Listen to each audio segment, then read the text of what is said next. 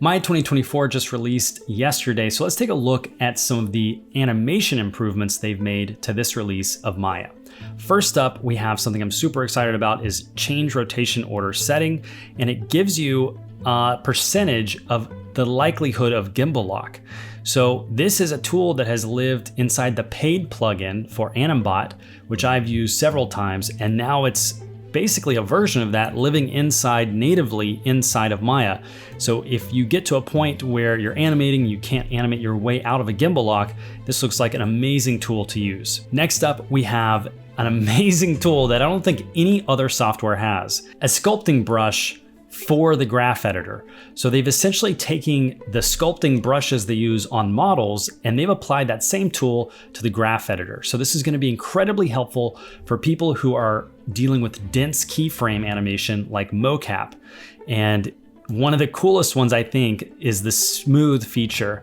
So you can kind of choose areas of your animation to smooth instead of having to use other curve filters that may affect the whole area or just a set of keys. These brushes actually have a fall off that can affect a gradient across the brush size. Next up, we have some visual improvements to the timeline itself.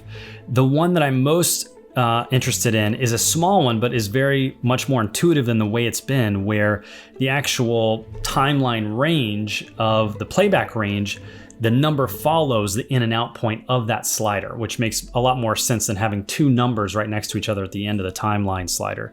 So that's really cool. And there's a bunch of other improvements here as well. Finally, for animation, I think this is going to be people's new hotkey added to their keyboard, where you can have different ways to delete and change frames. Most notably, I think, is the ripple delete. I think is super cool. Very similar to like a nonlinear editor like Adobe Premiere or some other editing system. You can do the same thing with your keyframes and basically delete everything and move it all in one go. So I think this is going to be a big speed improvement for animators. Finally, I just wanted to say, be aware of USD. More and more studios are adopting USD into their pipeline. So if you're wanting to work in the industry, you want to just even be aware that this is a term that is being thrown around and used. At the end of the day, to animators, it shouldn't affect things that much, but it's a terminology. If you're just starting out or getting used to Maya or getting into the industry, USD is something that's going to become more and more prevalent, and they've made improvements to that as well. There's two things to remember about the graph editor in terms of if you're having trouble with Maya 2024. If your scenes are loading very slowly, make sure that you have an absolute or stacked view of your animation curves in the graph editor. Otherwise, the normalized view is actually going to slow down your scene opening. And similarly, this new sculpting graph editor tool, if the cursor stops working after undocking the editor from the Maya interface, then you need to just close and reopen the graph editor. So the graph editor always has some wonky things about it. If you have wonky things about your graph editor, then you may want to even reset your preferences. I recently had to do that in Maya 2023. There is a LinkedIn article on the Animators Journey LinkedIn page if you want to check out that on how to reset your preferences if your graph editor messes up.